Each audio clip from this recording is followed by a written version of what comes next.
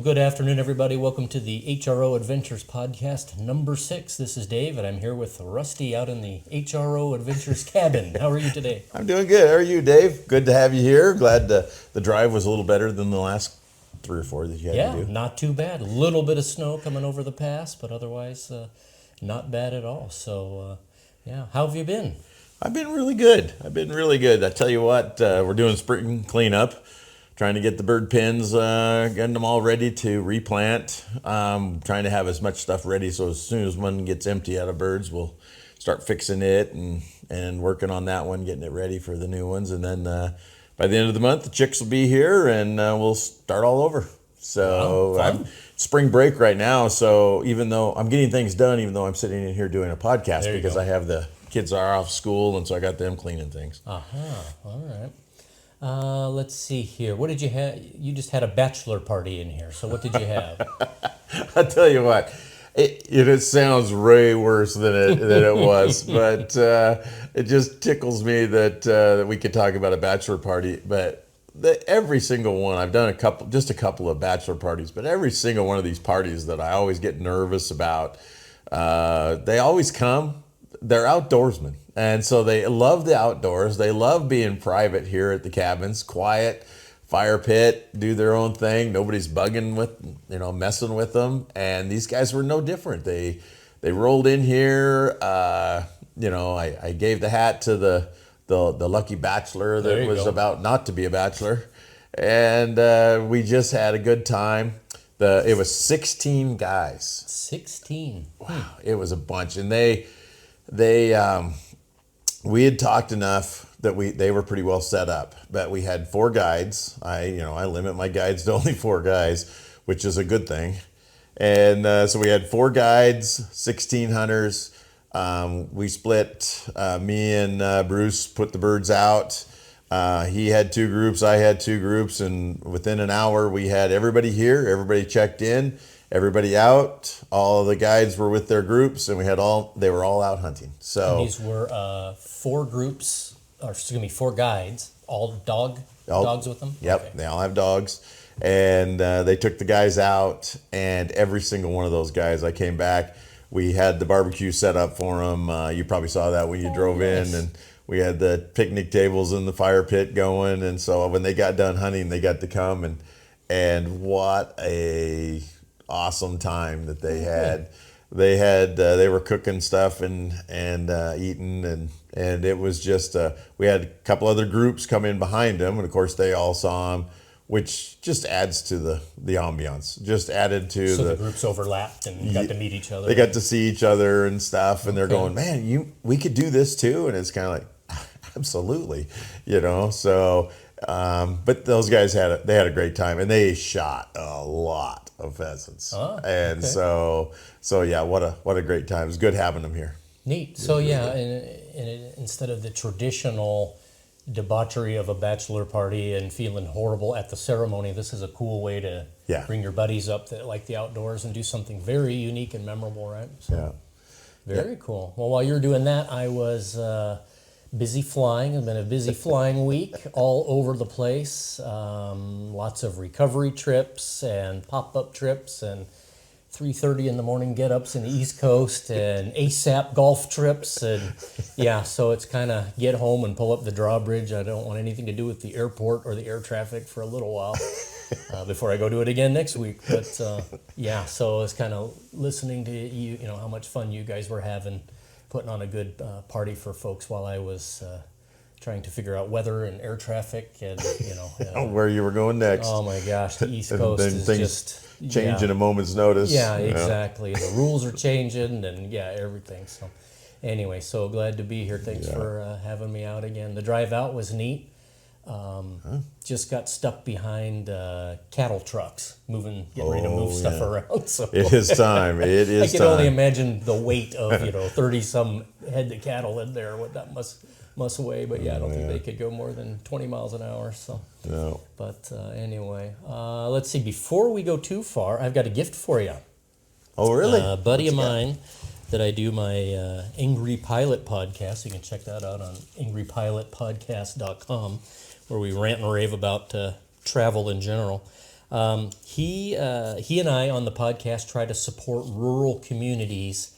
Long story short, by getting fire trucks, like Class 6 wildland fire trucks, pre-positioned. So the issue with FEMA, Red Cross, all that stuff is you got to be trained, you got to be certified by them, got to have your red card, your yellow card, whatever. You cannot get into a disaster area if you don't have all that stuff. So we fly over a lot of places that are one way in, one way out. Hamilton, Montana is an example.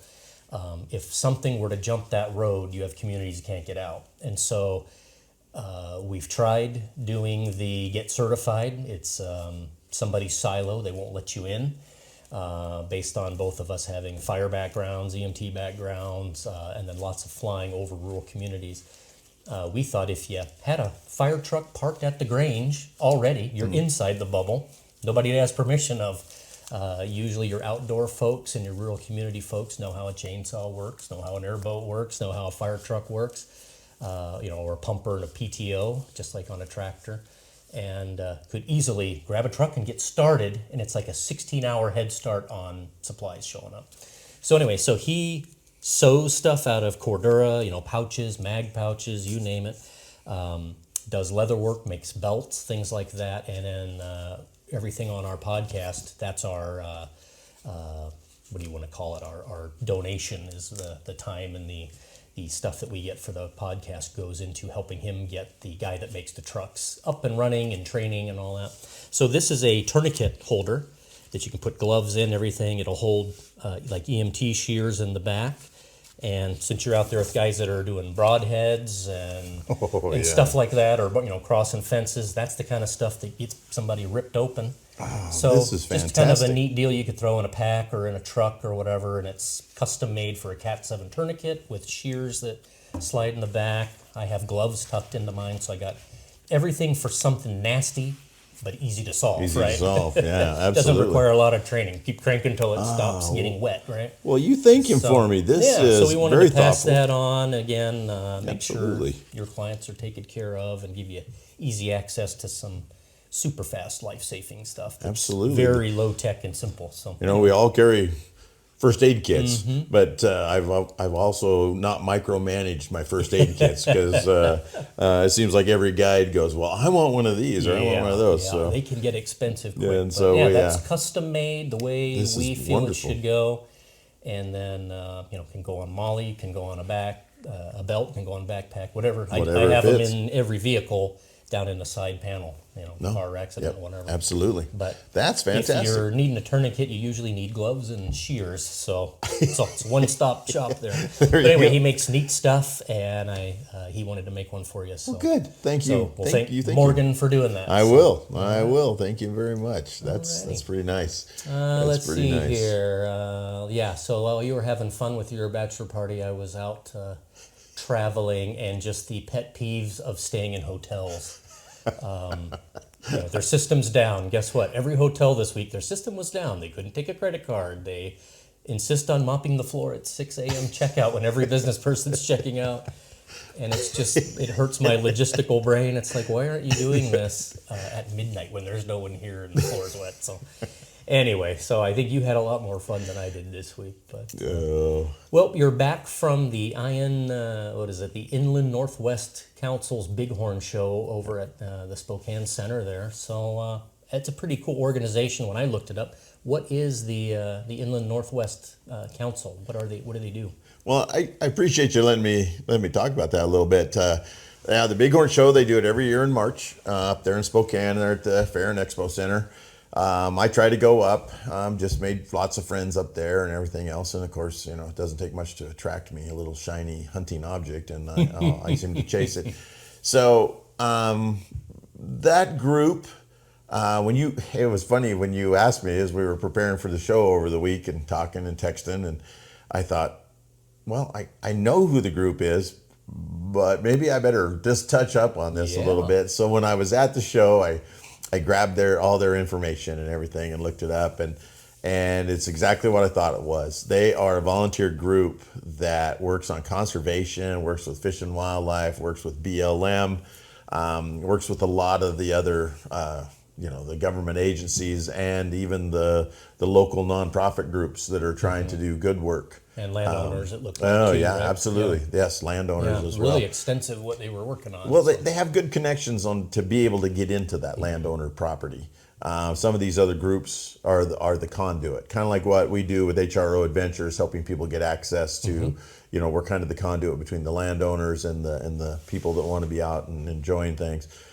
They do the same kind of things. So they have got some certain areas on some private land for disabled hunters, I say. That's kind of one of the really good programs that they do. And it seems like we see a news broadcast once a year about how they have finished a project. So people that are disabled can have an opportunity to hunt deer, to hunt ducks, to hunt uplands, to do that kind of stuff. And so they do some great work that way. They have been, I wasn't really sure if this is their 75th year or 74th year, but they have been out there doing this for a long time. Yeah.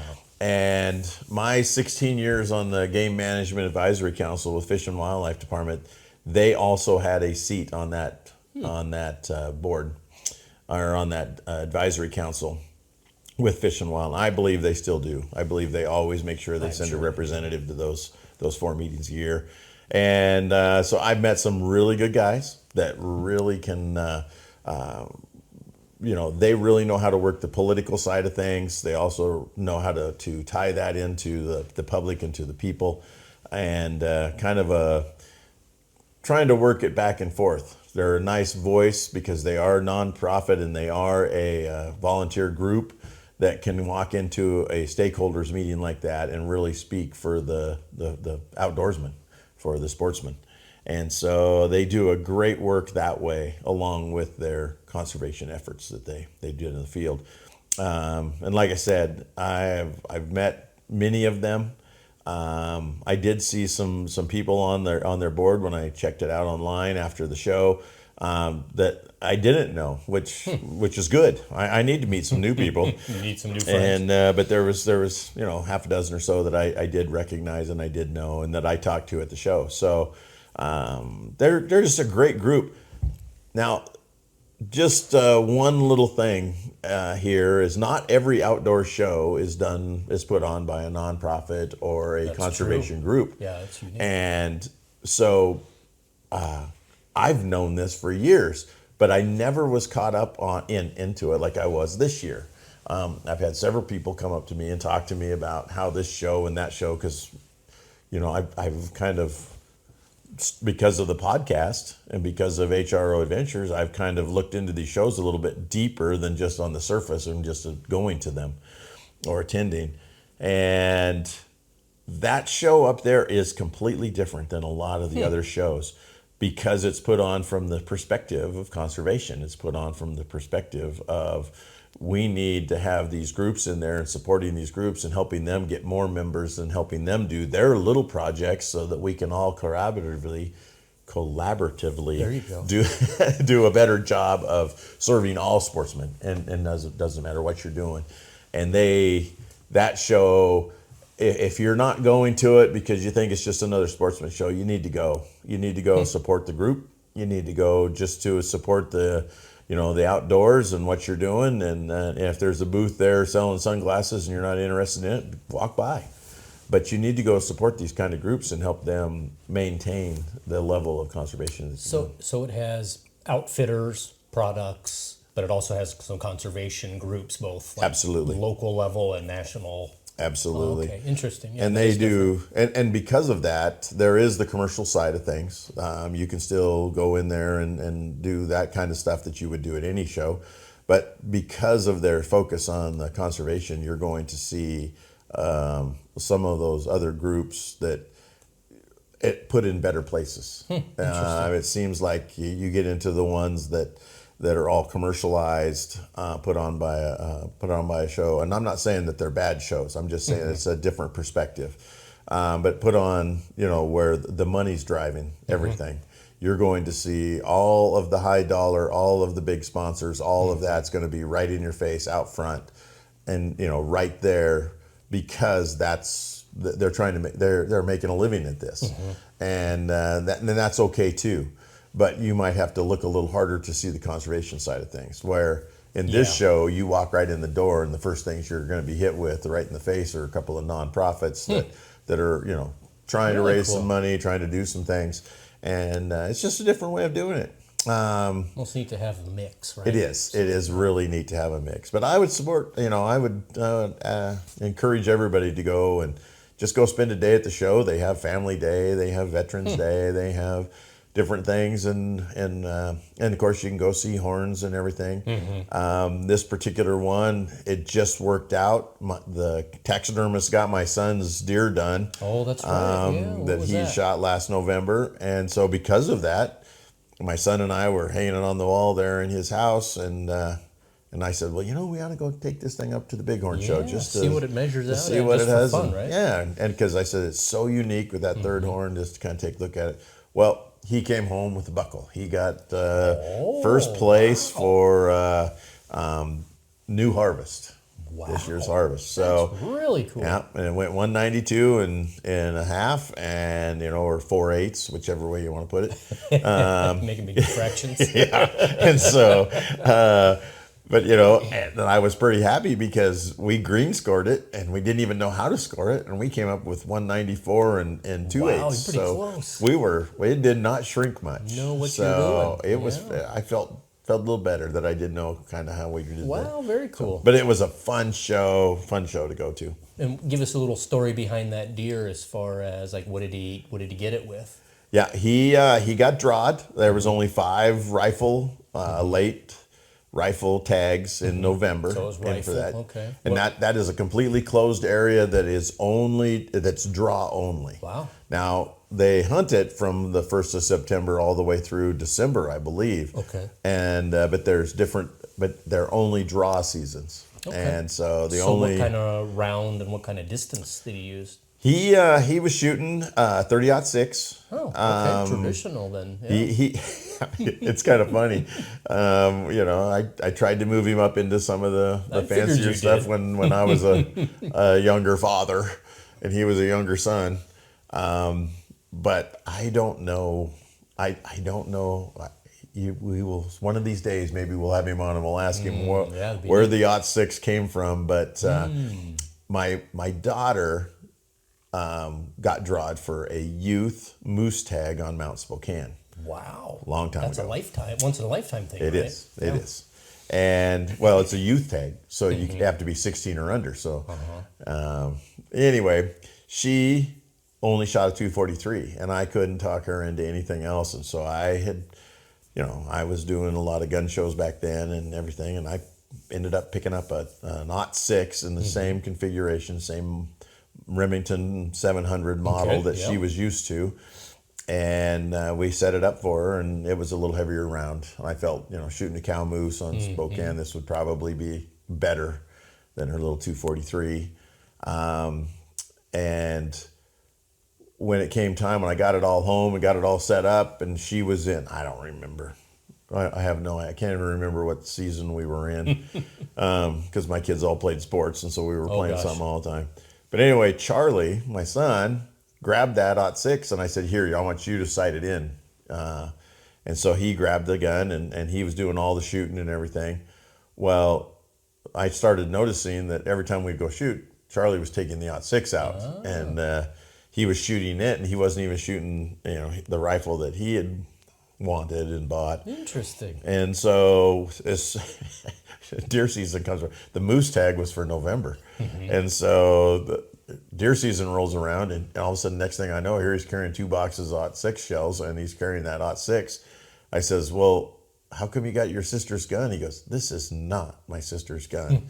She can borrow it for her moose hunt. And here he is, 12 years old. Oh my gosh! So it was kind of funny, but and he will not let go of it. He is really good with it. It fits him. He shoots it real well, and it's kind of like, so why am I changing? I don't want to change. Well, that 700 is tried and true. Right? No, it is. That Model 700 is good. So anyway, he got down there, looked at a few bucks.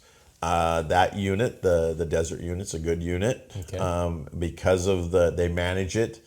And now the true trophy guys will complain because they're letting too many tags go. But the guys that have been putting in for 25 years that live in the area that haven't got a tag yet, those guys are saying, no, I want a tag.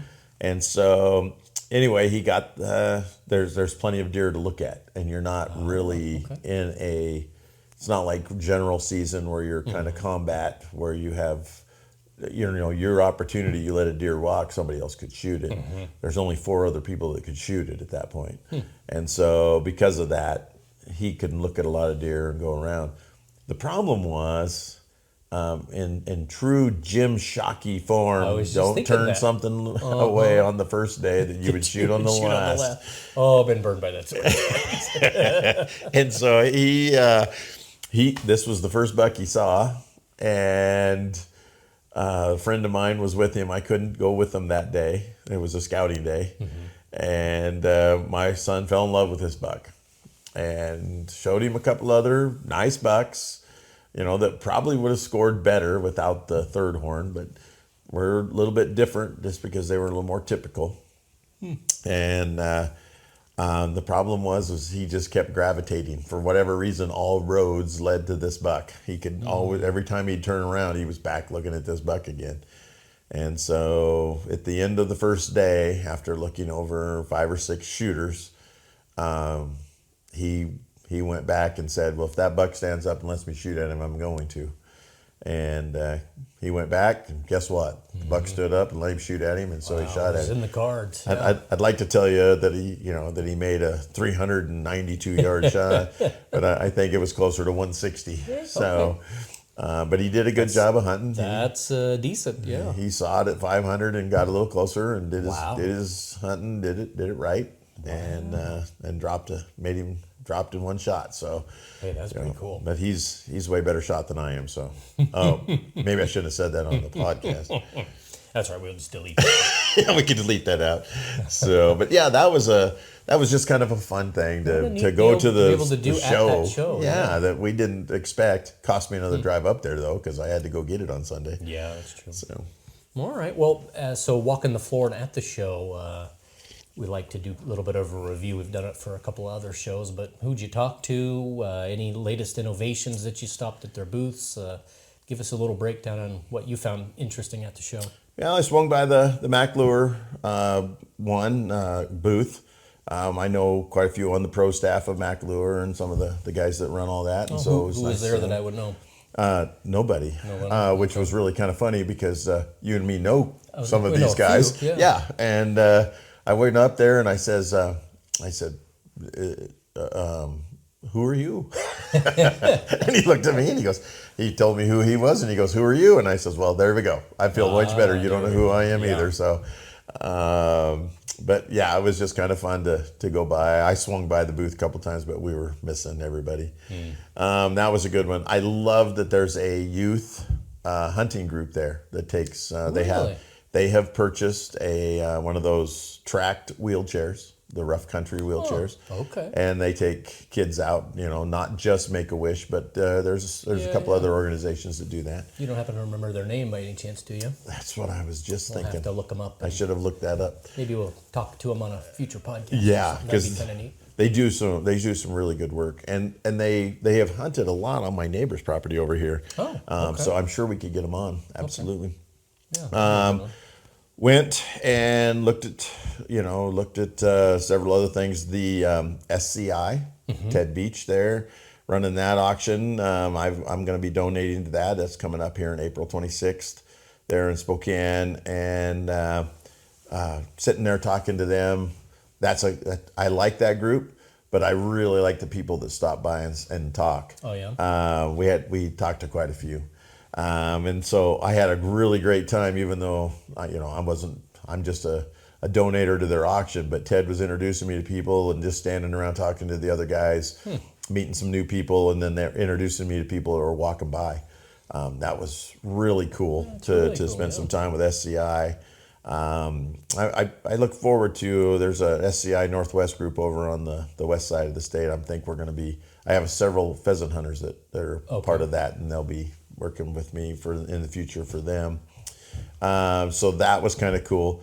One of the ones that I want to give a little shout out to was the Kalispell tribe. Oh. They have got their bison hunts going up there on the reservation up on the Ponderay River, and I like what those guys are doing. I think that they're offering an opportunity to go see bison roaming out there and to harvest one and to eat one and to take the hide back home and the skull back home and what a neat opportunity. That is so unique to it is hunting person's kind of repertoire, isn't it? and if you got a big family, you go drop one of those, doesn't matter whether it's a cow or a yearling bull or it's the big mature one, you're going to get a lot of meat and take a lot of stuff home, and it's going to be good, lean healthy stuff. and absolutely. And then it helps the tribe. It does, helps the tribe out, absolutely. And very cool. Those are good guys too. Get them on too. Yeah, that'd be neat. That would be fun. There's a couple of tribe guys, so I love talking to those guys, and I do it every year. And they give me, how everybody has a stress ball or whatever. They have stress buffalo. Oh. So a little buffalo that you can sit there and squeeze on or whatever. And those are so funny. I brought one home to my wife here 2 years ago, and she just thought that was hilarious. That is funny. So, but saw those guys. I booked my annual tuna fishing trip. You did. The guy that we've been going with out of Westport, Far Corners. He has a booth there every year. Okay. And just to be honest, guys, you won't see me be this slothful next year. I usually don't wait till the end of March to book my tuna trip. We'd like to book it a little earlier than that. But anyway, seeing those guys there, I've made a great relationship with them. They've come over. He has hunting dogs, and they shoot pheasants over here. And he's great friends with a couple of my guides. And so, but I got that booked, and sat there and told fishing stories for a while. I felt like a fishing storyteller because I got to tell one tuna fishing story. So, well, if you haven't done Washington or Oregon tuna fishing, it is the way you have to tuna fish and the way you get in, kind of get into them close in now. It's not an overnight trip like it used to be when I was a kid. It is fast and furious. It's a lot of fun. They're good eating, right? We were making poke bowls on the way back, so I think we ate some of them on the way back. But it's a neat style. Anybody can do it, and it's fast and furious. It's a lot of fun. And, growing up, it was an overnight trip to get way, way out. And now with the temperatures of the waters and things, they've moved in range, and the boats have gotten faster to where you can race out and do it and be back. It's a full day, but it used to be a sleep on the bunks and fish in the morning kind of thing. So we would just that's neat that you signed up for that. We want to make sure we give a little love that direction, because that is something you need to try once. It's neat. And well, we had so far there's no limit, right? They haven't made any rules yet. No, exactly. And I think we were, when on the way out, we were just over 2 hours before we put any line in the water. On the way back, I don't know if we just fished closer or what, or maybe the wind was blowing the right direction, but it only took us like an hour and a half to get back to Westport. Probably doing the tide on the way back to get over the bar. That's probably what it was. Yeah. So we were out between 40 and 70 miles. Were you? With a friend, and just different days it moved, but it used to be well beyond 70 to where it was an all-night chug on the way out, and then fish. And the limiting issue was the amount of ice you had on the boat, because they're what do you want to say? Tommy would correct me, but warm-blooded to the point where they got to be iced immediately, right? You got to bleed them and ice them. But also, too, you got to make it back over the bar. So that's what everybody had on their little timer, is when we need to head back in order to get across that darn bar. That is a limiting factor. So, and you talk about entertainment sitting at the boat ramp, watching people put their boat in. Wait till you see people who don't cross the bar regularly, trying to figure out how to do it and not dump themselves.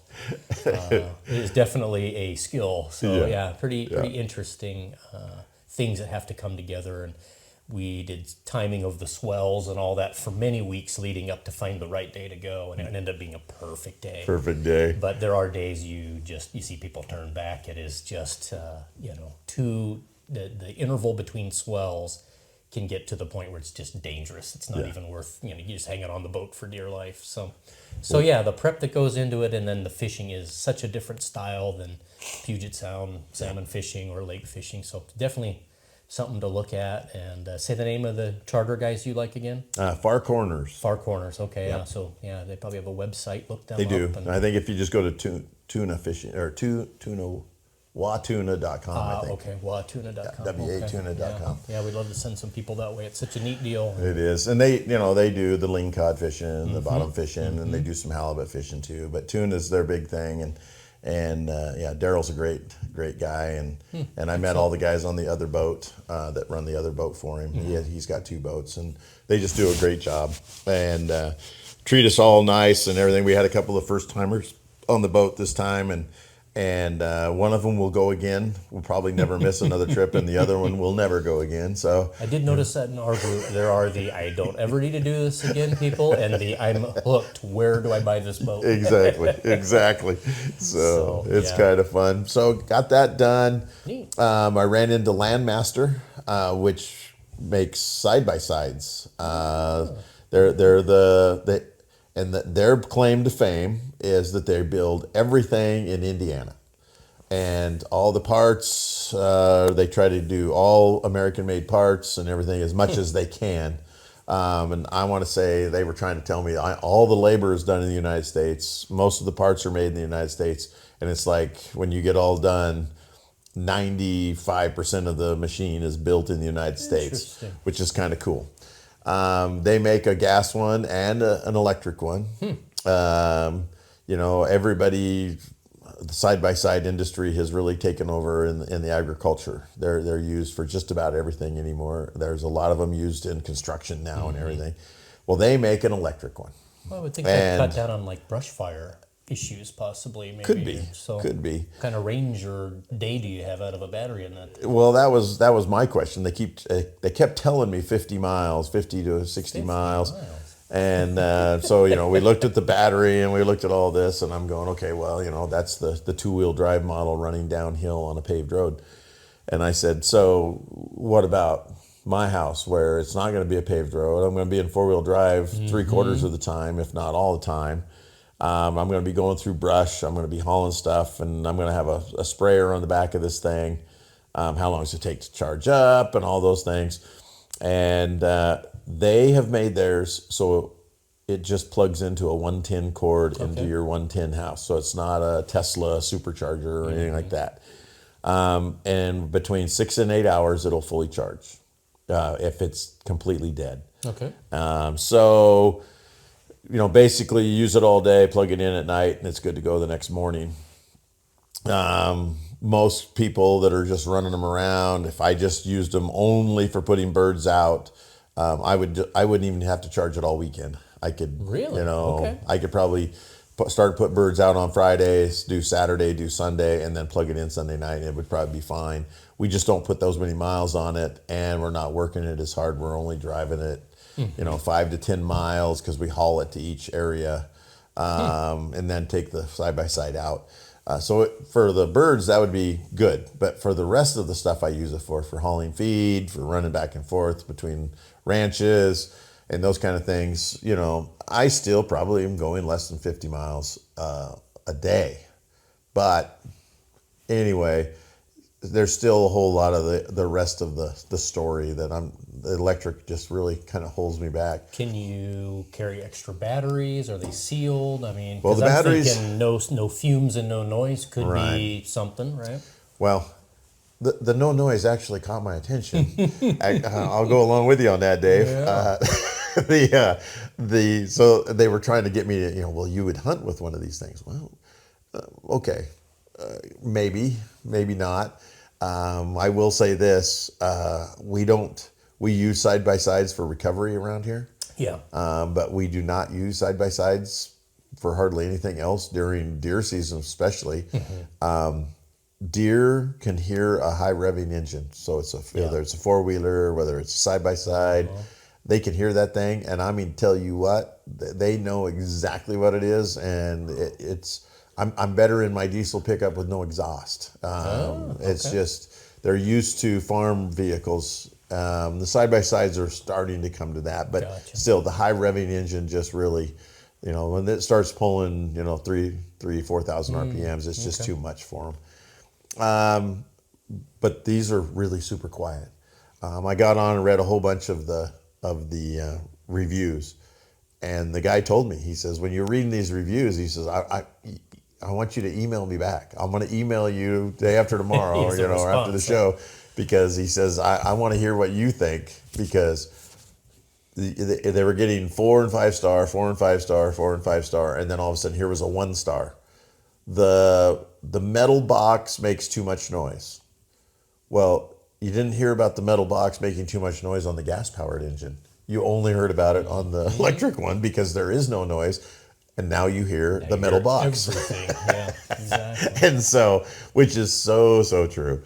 Anyway, saying all this to say, I met with these guys, and I didn't think they could have a chance in anything to talk me into an electric one. But it was fun to sit there and visit with them about it.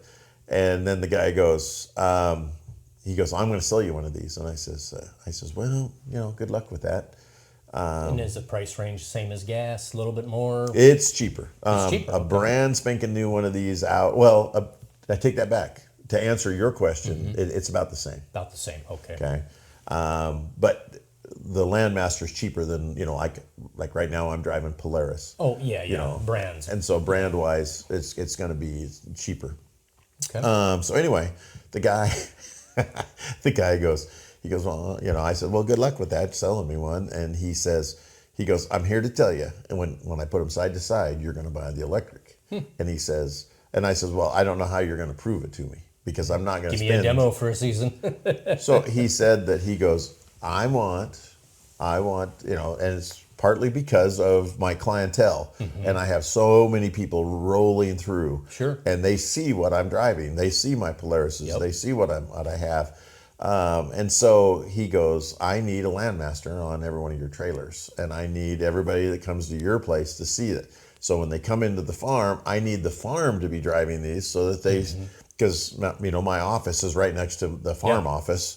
And so we're all parked right there together. And all these clients are coming in there, and he goes, I want a Landmaster sitting there. And he says, so I'm going to sell you one. And I said, okay, well, I'm really not in the market. And he goes, you will be. And he just kept pushing it, and I'm going, okay, well, are you going to give me one or what? Because I'm not going to invest in this. And he goes, nope, I'm going to prove it to you, and you're going to buy it because you think it's a good machine. And I said, that's the only way I will buy it, is if I think it's a good machine. Yeah. And they're going to, we'll see if it happens. Stay tuned, folks. Stay tuned. He is going to bring one out. Okay. And they're going to set it up with a sprayer. And we're going to put one of our sprayers on it. They're going to come out. So it'll have a PTO drawing off the power, or is it electric? It's electric, which is going to suck electricity. Well, that's what I'm trying to think. Either way you do it, that's going to add a load, right? So, well, the Sportsman's model, or and maybe all of them, because I was only looking at what would work for the ranch. There's 2 batteries. That's what I'm thinking. They have an auxiliary one that runs the winch, runs all the lights, that runs it, but it charges off of when it's running just the same. But it doesn't take away from you being able to drive, that kind of deal. And so, and that battery will run the sprayer, which that pump on the sprayer doesn't. It's not the same as driving something in 4-wheel drive. Gotcha. And so he is correct there. I'm anxious to see. Both of my brothers said, did you sign us up for something? I said, nope, it won't happen until he drives in the driveway. So I'm anxious. Yeah, what a great idea. Give it a try. And I love his confidence. I love what he wants to prove. And where are they based out of? Landmaster is based out of Indiana. It is Indiana. Okay. The factory guy that I was talking to, he doesn't sell anything. But I had him all to myself quite a bit of the time. And then the salesman came over for the place out of Spokane the dealership there. Gotcha. And their main dealership is golf carts. So they're all about electric. So they know their batteries. And they know their batteries. So, and so he, and it's got the running gear of a 1500 Dodge pickup. So That impresses me a little bit. So there was enough that I would allow them to bring one for me to try it out. We'll do a review for them. Let me run this thing for a week, spraying 60 gallons every, 5 loads a day, and then we'll see. I'll be able to tell you whether it's going to last or not make last. It through the season or not. Yeah. So that's kind of fun. Very cool. Anybody else out there? Well, I bought kettle corn. You bought kettle corn. I can't go to a show without buying kettle corn. Yeah. So no, that's about it, Dave. All right. Well, we've got a new offering for our listeners, our friends over at Schmitty's Herbal Dip. My friend Pam developed what do you want to call it? A tobacco-free, nicotine-free dip, both in long cut and pouch form, that competes with the major brand that begins with a C. And in taste tests and everything else, everybody has pretty much across the board indicated this could help them quit the chew and the dip habit, or at least give them a crutch to begin that. So anyway, if you go out to schmittys.com, you can find the pouch versions, the long cut versions, all the different flavors. And if you use our code HRO30, they'll give you 30% off. It's worth a shot. There's a degree of fitness involved in getting outdoors, right, and doing stuff. And, there's a large amount of dippers in the outdoor stuff. So if we can do anything to help maybe get you out of that habit or curb it or give you a crutch, go check them out if you've been thinking about quitting. So HRO30 over at schmittys.com and get 30% off and give it a try. I think you'll find it will be a substitute for the full nicotine and tobacco version that you're chewing. Interesting note on what Pam was able to develop. It's got CoQ10 and tea and some molasses and things like that in it, so no spitters required, and it's airline friendly because you can put it in. You don't have to have a spitter, which is why they don't let you do that on the airline. So anyway, it checks a lot of boxes as a cessation product to get you to maybe curb that habit or kick it. So we just want to thank the folks over at Schmitty's for reaching out to us. And again, just go to schmittys.com and use HRO30 and get 30% off and give it a shot. I think you'll find it'll be a good idea to get started on that. So let's see. Okay, new stuff. You got a new boat sitting out there. Tell us about your boat. I do have a new boat. It finally came in. It finally got set up. I went down to Valley Marine there in Union Gap, right there by Yakima, and Dan Allen got me. We have been talking about this since September. And so it's nice to see it all of a sudden to another finish line, to another chapter. So the boat's now sitting at my house. I am super excited for guys to be able to use this. We're going to be renting it to our clients, as we've already said. So, and that includes our new clients. So if you're not a client of mine yet, you will be if you want to rent a boat from me. Yeah, that's part of the deal, right? But we're only going to be renting it to our clients. We're going to be renting it within 35 minutes of the house. But this boat, it's got a 50 horsepower Mercury 4-stroke on the back, so we're right up there with as clean environmentally as we can be, and we got plenty of power to run down on the river. So even at the current below Grand Coulee, we're going to be okay there. Below Chief Joe, the same. We're going to be able to to fish the Brewster Pool, to fish Lake Iniat below Wells Dam. We're going to be able to do Roosevelt and Banks Lake. Those will be our big ones. Wow, that's a lot of stuff within that 30-minute drive. Yeah, and that's probably a pretty good way to put it, Dave. If I can get there within 30 minutes from my house there at Sims Corner, that's pretty much where we're going to be doing the most of the rentals on this thing. If somebody wanted to go farther than that, say they wanted to go down to the potholes, the Moses Lake or something, we would work something out there. There would just be a little bit of delivery, to do that. Yeah. And what kind of species are over here? We got Western Washington people that are, trout and salmon is kind of what they're listening to. So what are some of the options over this way? Well, just by me listening to some of the other fishing deals on the radios and listening to the guides that are out there and what they're doing and the guys that I know, my friends and everything else, the walleye is probably the trophy fish that everybody kind of goes for here. That's the big one that really draws people here year round. And we have some of the best walleye fishing around. Absolutely.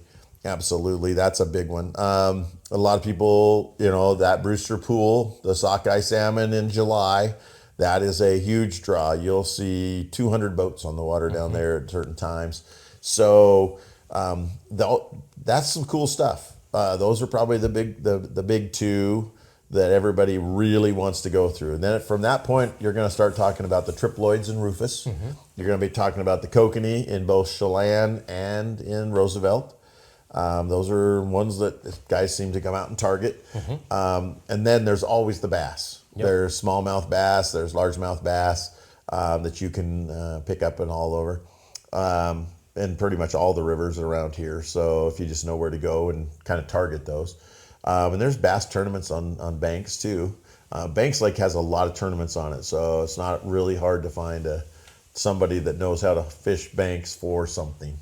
Yeah, and I was just on it yesterday because it's time to send in your catch record card for Puget Sound. So I was on the website, and there is a thing on Brewster and all the different options over here on the east side. There are write-ups on the WDFW website of where to fish, what to fish for, what times to target them. So if it sounds interesting and you want to bring kids and that kind of stuff, that's a good resource. Hop on there and look at the eastern Washington lakes and rivers and stuff, and it's got lots of detail.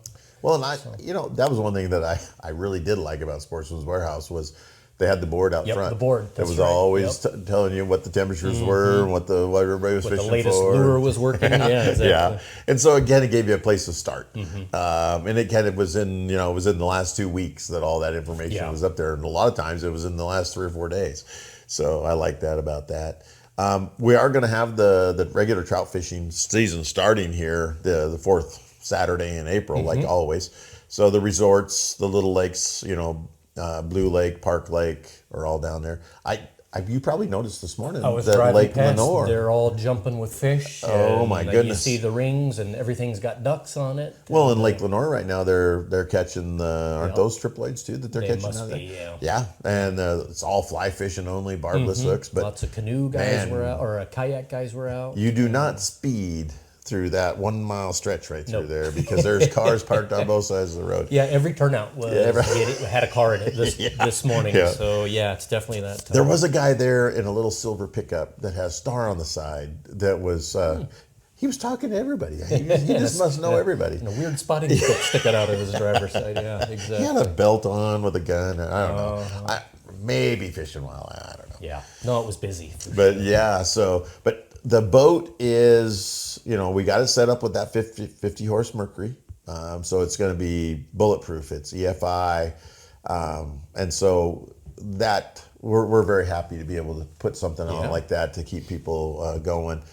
We put a Garmin 93V on there. So you can do split screen, you can do sonar, you can do it's going to be mapped for all of the lakes. Yeah. I did play around with it a little bit the other day just to see how much of Rufus was mapped. I had been told many different things about the mapping of Rufus Woods. And right now, the Garmin 93V, when I did all the updates, hooked it to the internet and got it all set up, I want to say 90% of Rufus is mapped. And if you're going to go fish the 10% that's not mapped, you could remap it because it does have the chip, put a chip in it. Yeah. But you will be the only one that fishes that part of the lake because that's why it's not mapped. It's hard to get to, and you need I'm not sure the 50 horse on ours is going to take you that far up the river or down the river. So, so you've got that. We've got pole holders for the thing. It's all set up. It's got the front casting deck on it. Okay. And it's got a front casting chair for you, and then we put a Minn Kota 70 pound thrust motor on the front. Perfect. So that boat should be that motor should pull that boat anywhere. I don't think we should. The current's not even going to fight us with that light of a boat. Yeah. So it's an 18-foot Lund SSV. So it's about as safe as it comes. Nice. It's a beautiful boat. The pictures. And I'm very excited.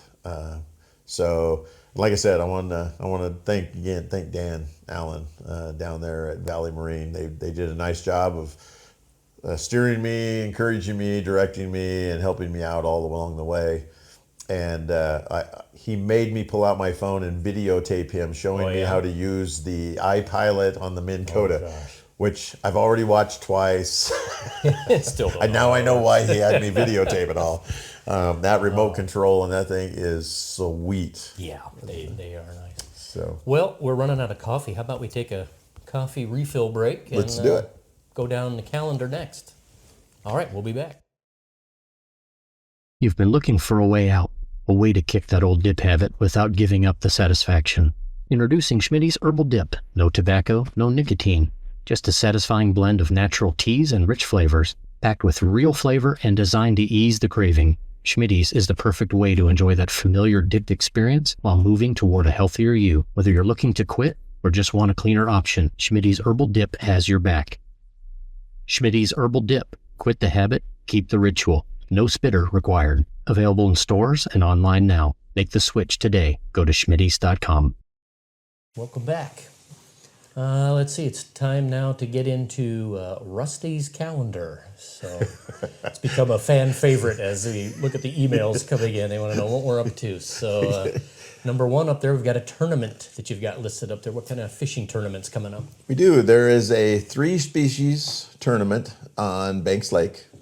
You have to catch a trout and a walleye and one other species. And it's going to be however much those three weigh together, I believe, is how they're going to score it.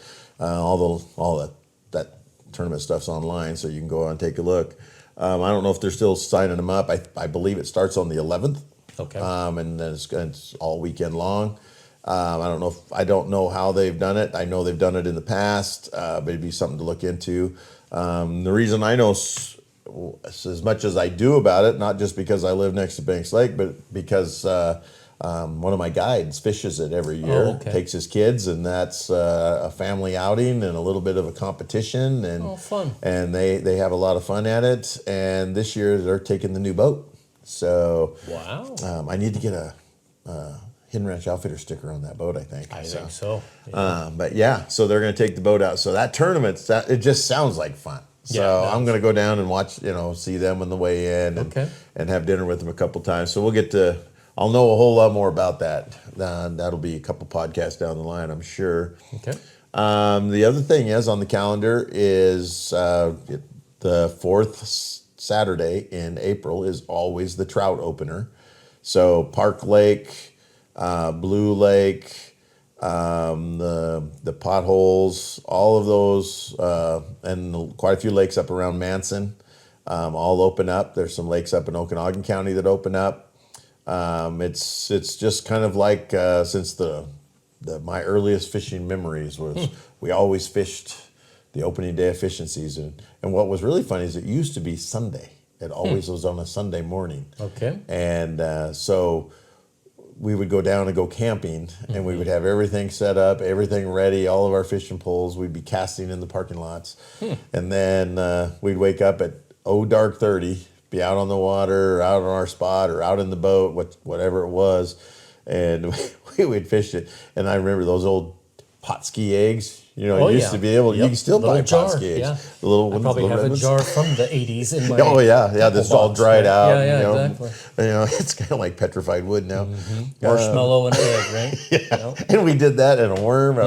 There was a couple combinations, but those pot ski eggs were so famous.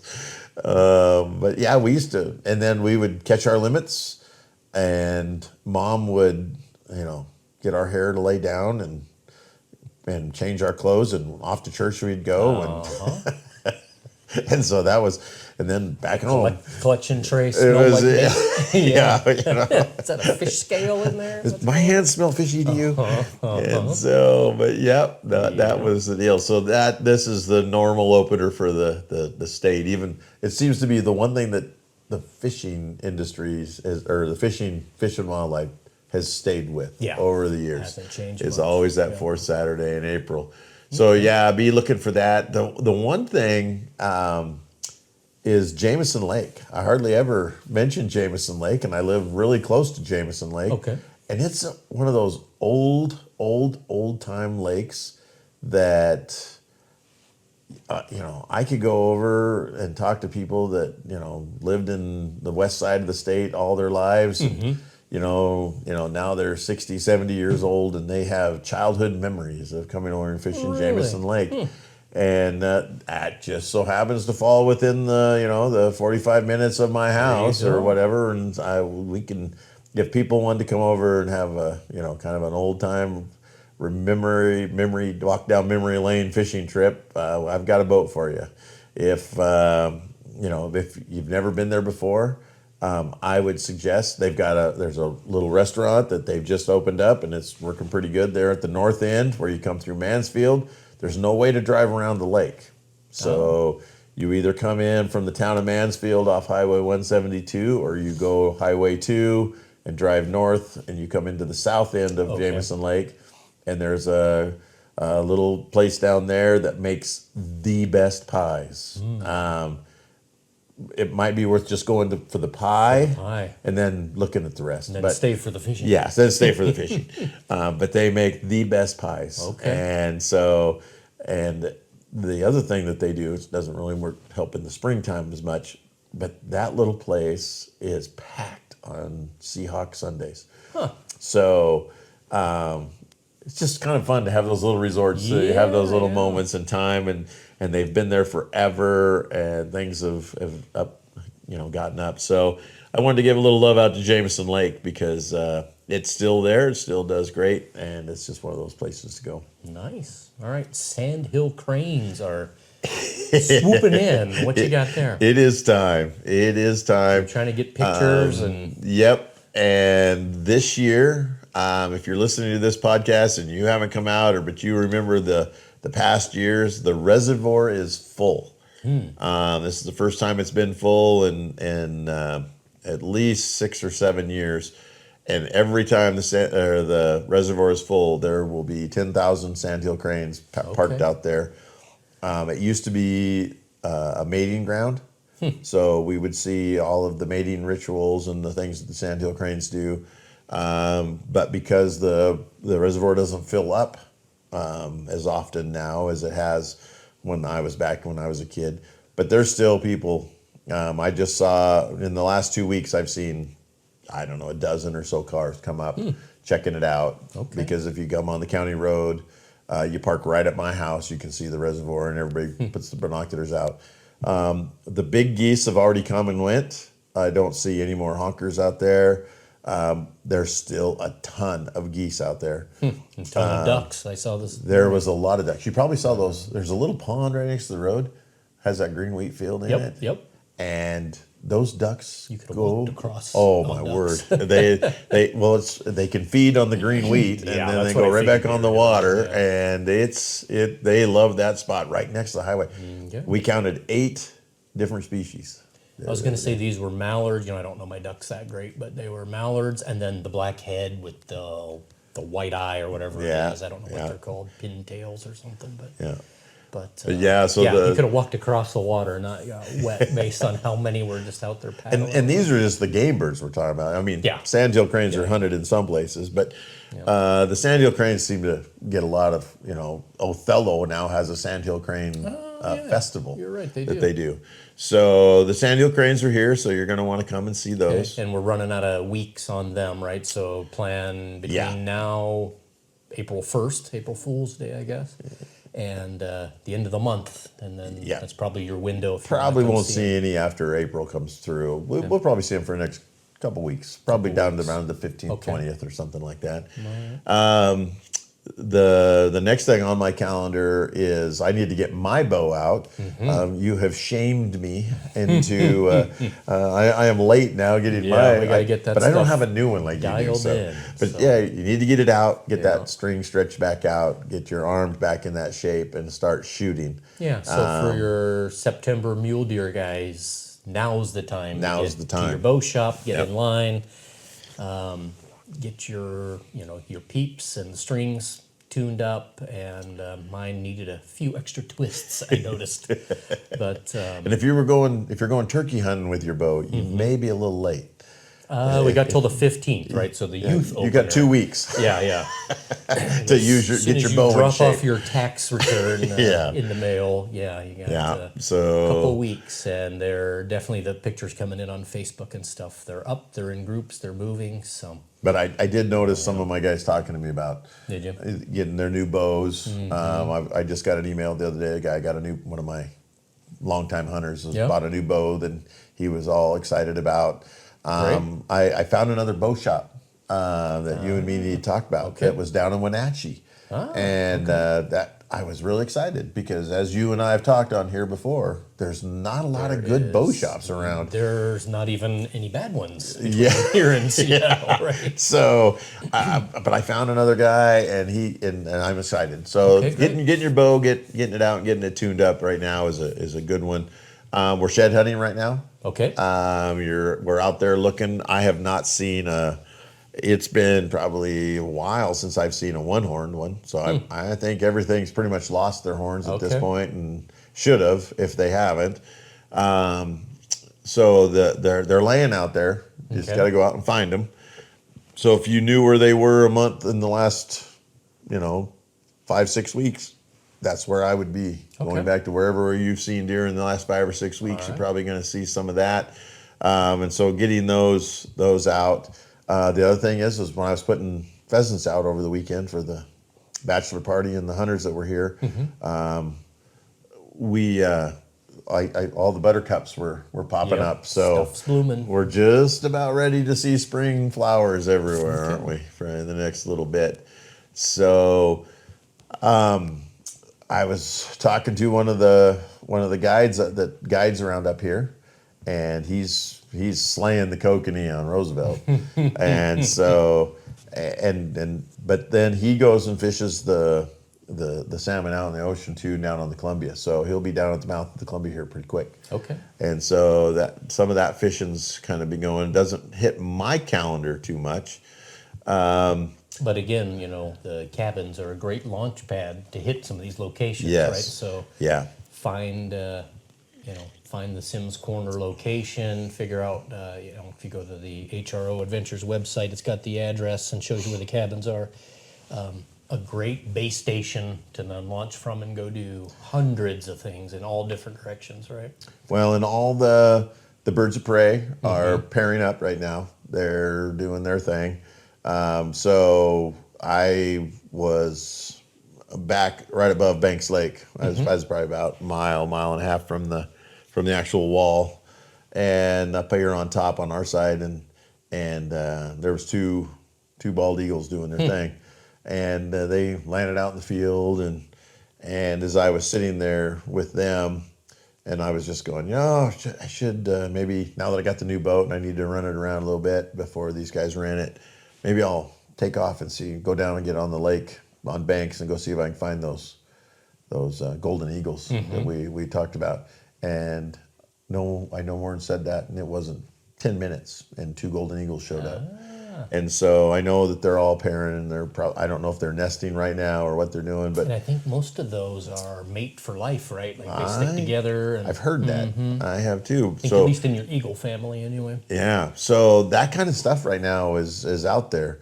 The coyote hunters, it's everything's starting to shed a little bit. Everything's starting to be their coats. It's warming up. It's springtime, but they're still. I know.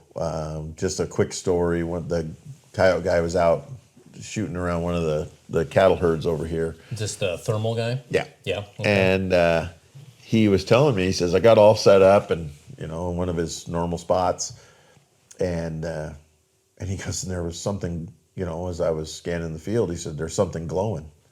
And he says, so I kept looking at it. He says, I think I got a coyote laying down. And he said, so I kind of hung in there on it, and it never moved. But he says it was glowing. And he says, so it kind of threw me off. I couldn't figure out what was going on because there's nothing around. He said there was nothing around, not another animal anywhere. And he said, and then I got to, scanning around, doing a little calling, and here come a coyote, and it wasn't coming to my call. It was crossing the field. Okay. And it was heading right over to this warm whatever. Glowing spot. This glowing spot. And he said, so he goes, I still didn't have a clue what it was. I didn't even have a thought in my mind. Why is there a glowing spot there? And he said, so I shot this coyote, and he says it got pretty close, and he says, and I finally got it to pay attention to me. And he says it just stopped for a real quick second because I got it to stop so I could shoot. He says, and I shot him. And he says, and that gave me an excuse. He says, I walked out there to grab the coyote, and here was a calf, a brand new baby calf laying there. And he said that coyote was coming right in on it. And it was unharmed laying there? Yeah, just unharmed. And he says, I didn't touch it. And he says, and I looked around, and he says, there was not a cow laying with, there was no cows around within a half a mile of where I was. Very odd, isn't it? So, yeah, a little bit odd. Not like a deer where they drop them, go do their thing, and come back. And he goes, so then once I figured out it was a calf, he says, then I noticed, well, this one's already been ear tagged. So he says, I don't know the story, but he says I did text the cattle owner, told him where I was and that I'd shot a coyote out here, and there's a lone calf, and so he goes, can you drop me a pin?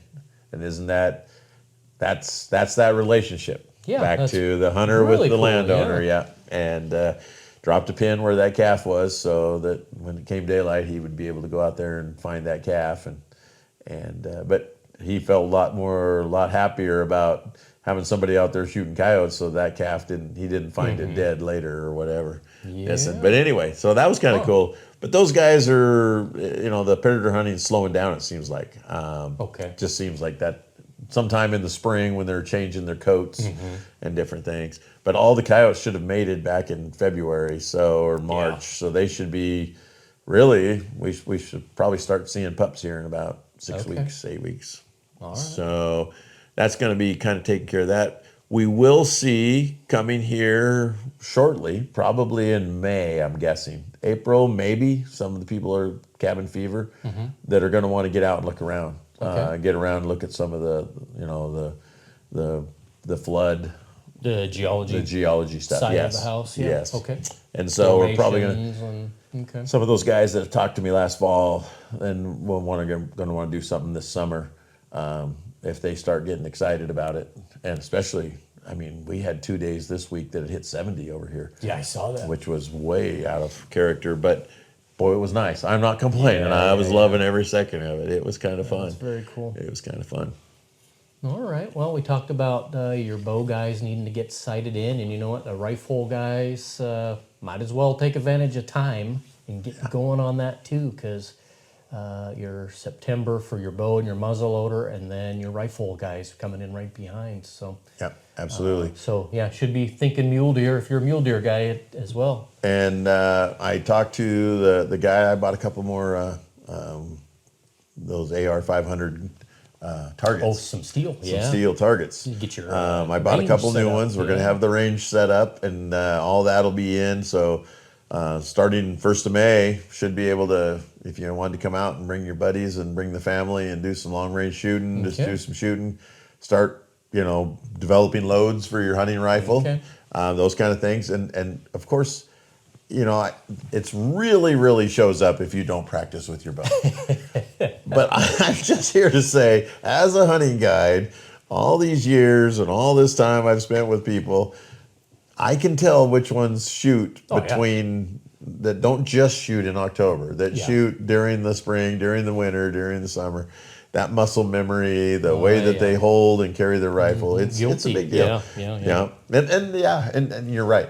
I am guilty of that myself. I've got 35 yards at home in the backyard, so I'm great out to 35. I need to still walk it out quite a bit more, right? So well, and I can still be embarrassed by my wife. So there's I don't want to bring my rifle out because she shoots so much better than I do. So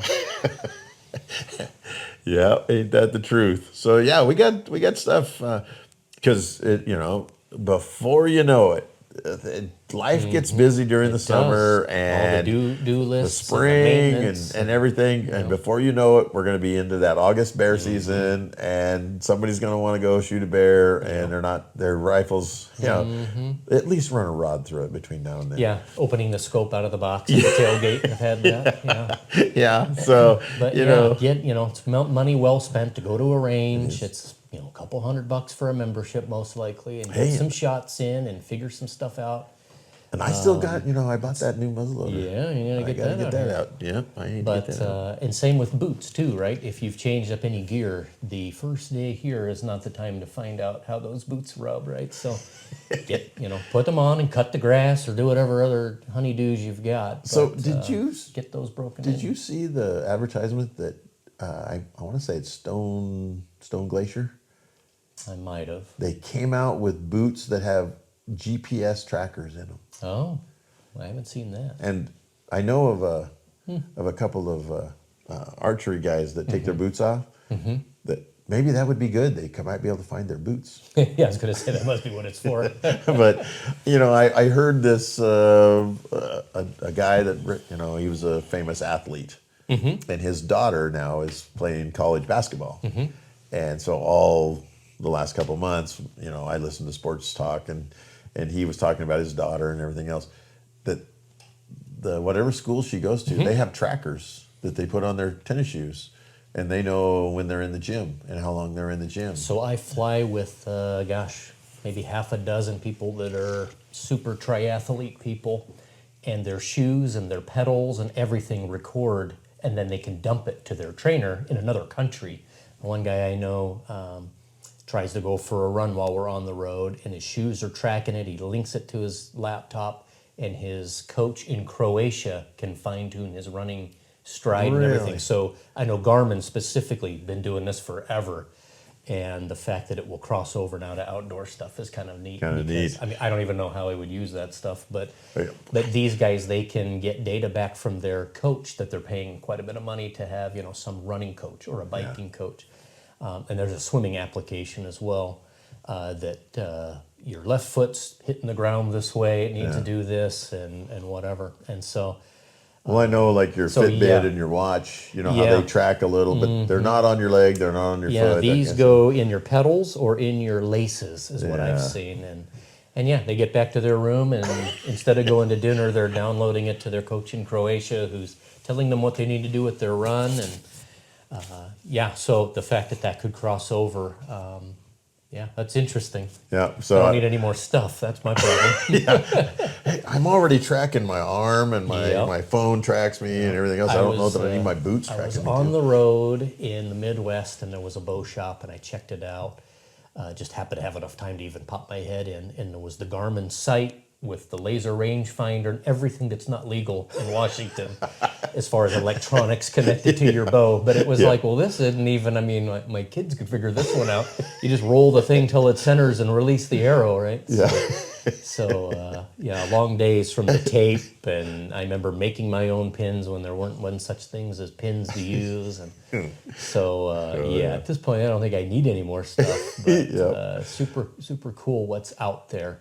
Yeah. There is a guy I worked with a while back who developed it's almost like the hook and loop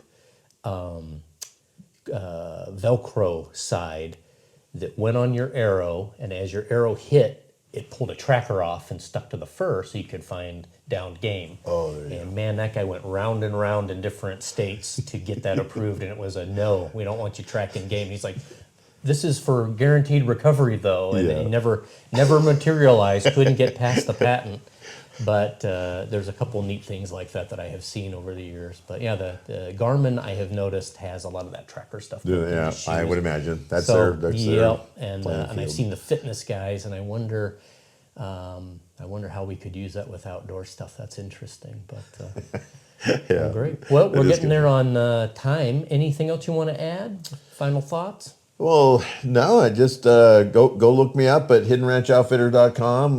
That's been there forever, or the new one, HRO Adventures.com, and send me a note, send me a text, send me an email. Let me know what you're thinking. and what we can do for you. Yeah. We want to encourage you to get outside. We want you to encourage sharing your story, letting us know what you've heard from us that you like, maybe something that you would like us to talk about or something else to do. But let me know, because we're shoot, Dave, we got like set up in like no time today. I think we're almost got this figured out. I mean, like on episode 6, we finally figured out how to go find the on button. Yeah, exactly. So, yeah, so we got new boat options.